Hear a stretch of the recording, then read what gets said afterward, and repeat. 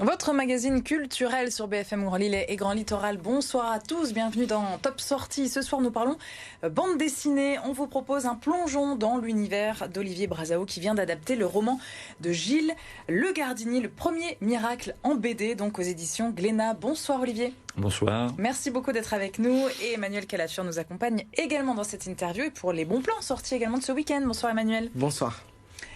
Allez, on va scruter ensemble donc votre œuvre.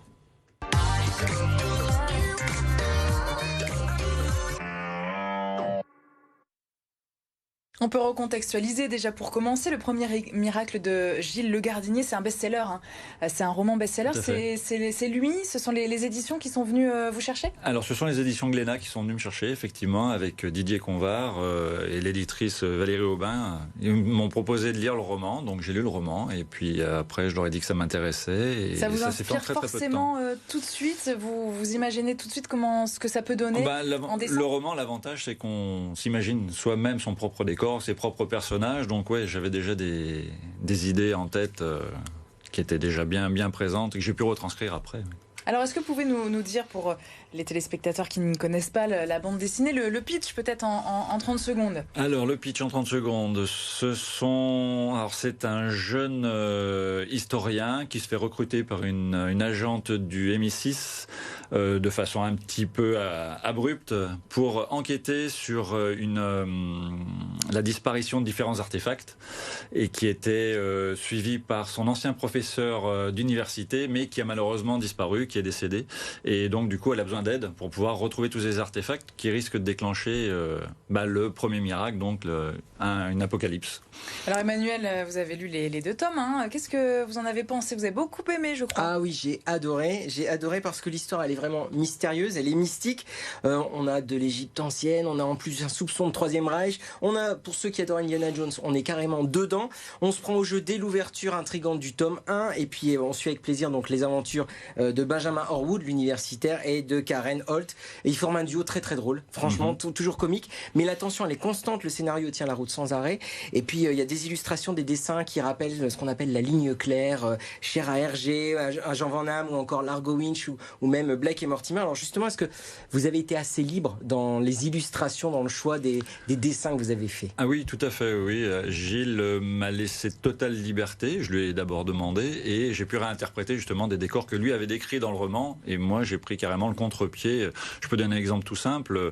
La première scène qui se déroule dans un coffre-fort, dans le roman ça se passe dans un coffre-fort qui est taillé dans la roche, et là j'en ai fait une pièce complètement aseptisée, toute blanche, high-tech, avec une bulle au milieu dans laquelle on trouve un artefact, alors que c'est pas du tout décrit comme ça dans le roman, mais j'ai été très très libre, donc c'était très agréable. Et au niveau des illustrations et du coloriage, on va dire ça comme ça, la coloriste, vous travaillez avec quelqu'un, avec Elvire de Cock. Oui, tout à fait. Pourquoi est-ce que vous travaillez en duo sur cet aspect-là ? Parce que d'une part, faire un album de 64 pages couleur en un an, c'est compliqué, et que je n'ai plus envie de faire la couleur, tout simplement. Il est très bon coloris. J'ai fait ça sur d'autres séries, mais là... c'est vrai que c'est pas forcément connu. Même si on aime la bande dessinée, on se pose pas ces questions un peu logistiques. Il y a des coloristes, en fait, dont c'est le métier. Tout à fait. Ils viennent peindre, colorier vos dessins, en fait. Tout à fait, c'est ça.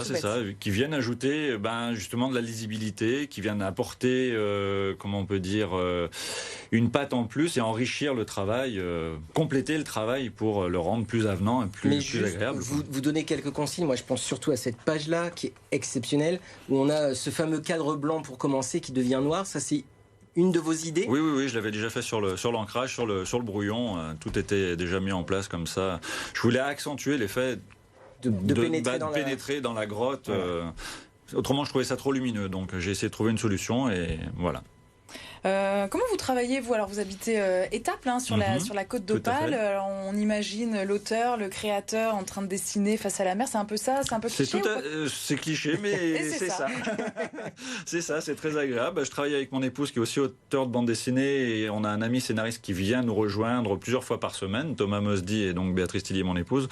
Et on travaille tous les trois dans l'atelier, au dernier étage, et on domine tout, on voit la mer. Donc c'est très agréable, c'est inspirant. Et... Donc ça se passe comment ? Vous échangez en fait à trois ? On fait toujours un brainstorming, oui, sur le travail de l'un, de l'autre, on se donne des idées, on fait des critiques, c'est un vrai travail d'équipe, même si nous ne travaillons pas ensemble, c'est un travail d'équipe quand même. Ça vous dirait justement de travailler ensemble?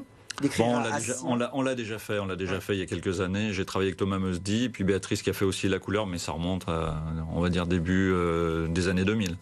Et vos sources d'inspiration, qui sont les... Alors graphiquement, ça n'a rien à voir. Je suis un grand fan d'Uderzo.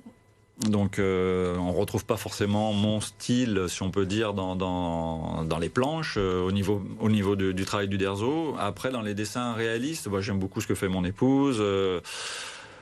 Qui je pourrais citer d'autres comme ça de but en blanc, j'ai pas forcément d'idée. Vous en êtes venu à la bande dessinée, vous? C'est autre cliché, vous étiez gamin, vous avez commencé à dessiner, je me suis pas arrêté. C'est ça la différence, c'est que je me suis pas arrêté, comme beaucoup de personnes s'arrêtent et disent je ne sais pas dessiner, le seul truc c'est qu'ils se sont arrêtés et que moi j'ai continué à mon niveau et puis progressé au fur et à mesure du travail tout simplement. Le marché de la BD qui fonctionne plutôt bien, plus 34% des ventes en 2021, mais il y a beaucoup de volume en fait, il y a beaucoup de choix, c'est dur de se faire une place? Énormément de parutions. Eh ben oui, c'est pas simple. Après, les occasions se présentent pour essayer de se mettre en avant. Donc c'est ce qu'on essaie de faire et puis de trouver l'idée de l'histoire qui va plaire au public au moment où on va sortir l'album. Parce que là, vous visez qui? Alors il y a un public c'est un public assez large quand même parce que comme le disait Emmanuel tout à l'heure, il y a un côté très Indiana Jones, Black et Mortimer aussi pour les enquêtes. Donc voilà, ça peut toucher différents types de lecteurs, mais je pense qu'à partir de 12 ans jusqu'à...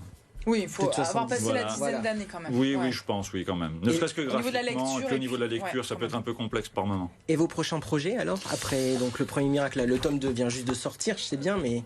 Eh ben, on verra. J'aimerais bien continuer de travailler avec Didier et puis avec Gilles, pourquoi pas, sait-on jamais. Et puis, il y a d'autres propositions, d'autres choses qui se mettent en place doucement. Donc, on verra. Pour l'instant, rien n'est signé, rien n'est sûr, mais des belles choses en perspective, en tout cas. Bon, en tout cas, c'est à retrouver aux éditions Glénat, le premier miracle. Donc, adaptation du roman à succès de Gilles Le Gardinier. Merci Olivier d'avoir été avec nous, venu spécialement depuis la Côte d'Opale. Vous restez avec nous pour la suite du magazine.